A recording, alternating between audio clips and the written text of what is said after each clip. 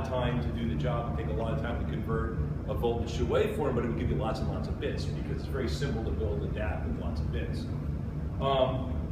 In oscilloscopes these days, especially just across the board, we always think in terms of what's called a flash ADC. That's kind of the technology that oscilloscope uses.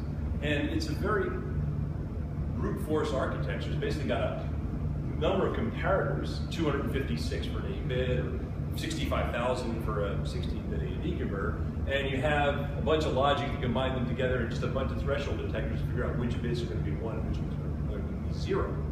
Nice thing about these things is they run really, really fast. This clock cycle, you can convert a voltage value, but they're extremely hard to build, and they have a lot of other, there's a lot of black magic that goes into making those things work. When people think about scopes, they think about that ADC. That's the only kind you can possibly have. That's a real 12-bit or whatever ADC. In the audio world, they never really used this kind of an ADC. In audio, like in your well, CD players are obsolete now, but I mean, when they came out, you use something called a sigma delta ADC, which really is a 1-bit ADC. And what it would have would be what they call a sigma delta modulator, which is really just is it above or below a threshold? It's like a 1-bit ADC.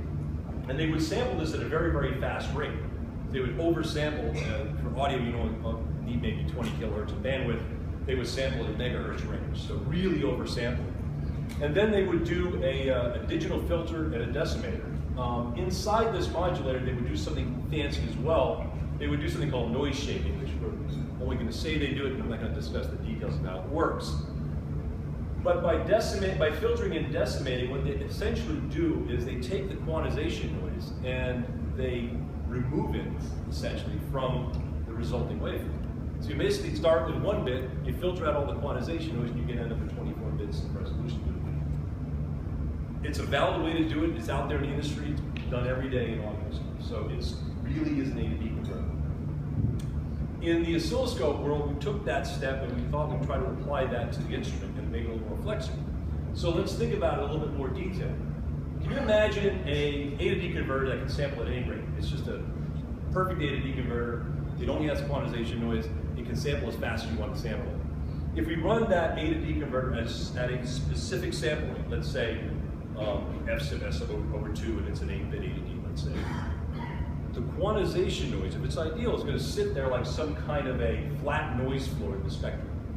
And the total integrated noise across that spectrum is equal to essentially the resolution, the LSB.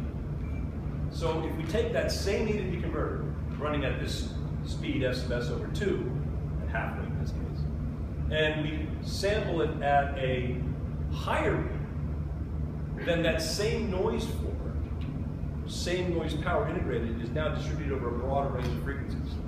So I started, let's say, in this case, that my bandwidth might have been a gigahertz, and I run this at a much faster rate, and I limit the bandwidth to 100 megahertz. So I sample this at a faster rate. And then, with this noise floor distributed evenly across the spectrum, if I filter out part of it, I essentially remove the excess noise, the excess quantization noise. And that's the fundamental idea behind a delta sigma A to D. Essentially spread the noise over a broader frequency range and then just filter it. And what happens is, theoretically anyway, all that extra noise goes away. And you get more bits because the quantization noise drops. The integrated noise drops because I'm using a narrower bandwidth. So in our HD mode, what we do is just that. Our A to D converter runs at 10 gigasamples per second in the RTO, 5 gigasamples per second in the RTE. If we reduce the bandwidth using a digital filter and then lower the sample rate, we basically take the existing quantization noise, which is spread over the whole 1 gigahertz bandwidth or whatever scope you have, to that 3, 5 megahertz range or whatever you set it to. And so you essentially gain more bits.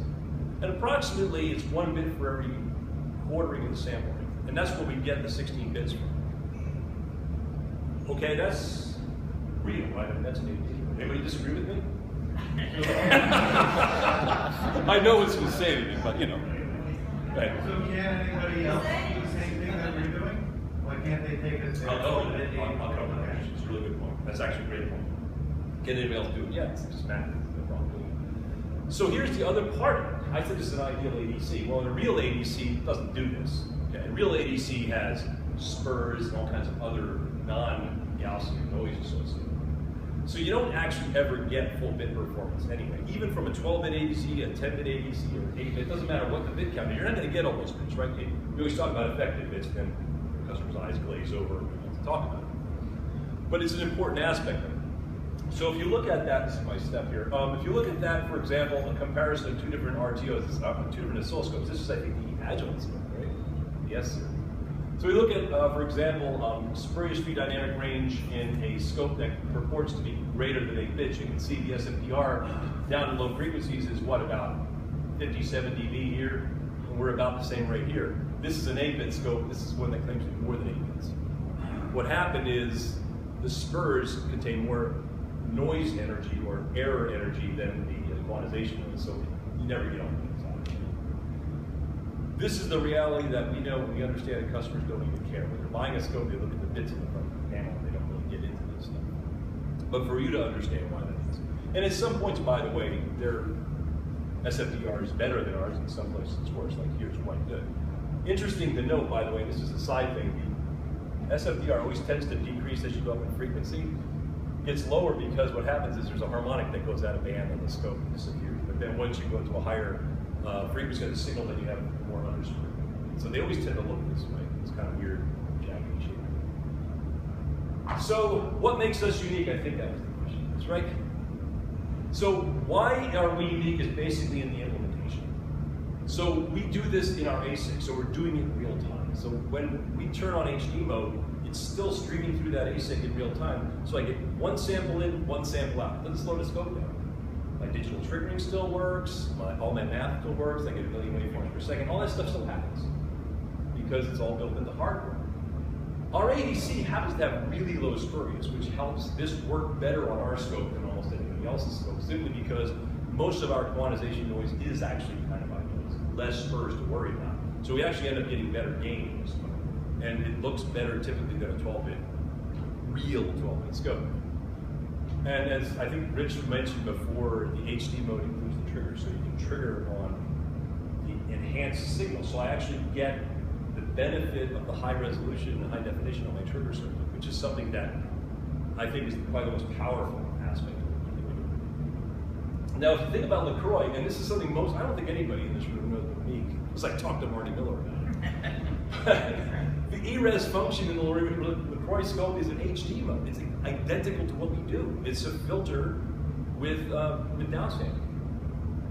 The problem is, it's a math function after acquisition, so you got to acquire the whole waveform, you got to filter it, and then you can display it, and its update rate is even slower than 100 waveforms per second because you have to do this all post-acquisition. It has no effect on the trigger because the trigger is strictly analog anyway. It's a separate circuit of the LaCroix scope.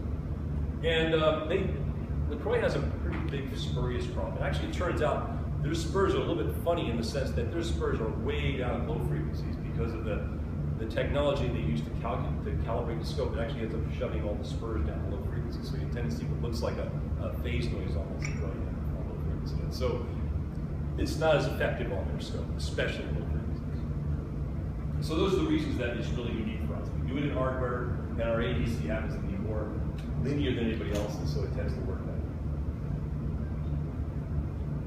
So just to summarize, the HD mode is an application of an existing technology, something that's been around for a long time. We're not creating anything special. There's no black magic involved. It's based on a Sigma Delta technology, and a lot of times I'll say that in front of customers. They say, oh yeah, okay, I get that, because they remember that. We get up to 16 bits of vertical resolution. We can actually demonstrate that at DC. You can actually see the waveform resolution. And unlike ERES mode filtering, we actually have this ASIC doing it, which allows full operation at full update rate, and the trigger season. And again, the trigger is probably the biggest point. I think. Awesome. So how many people can go into a customer and explain what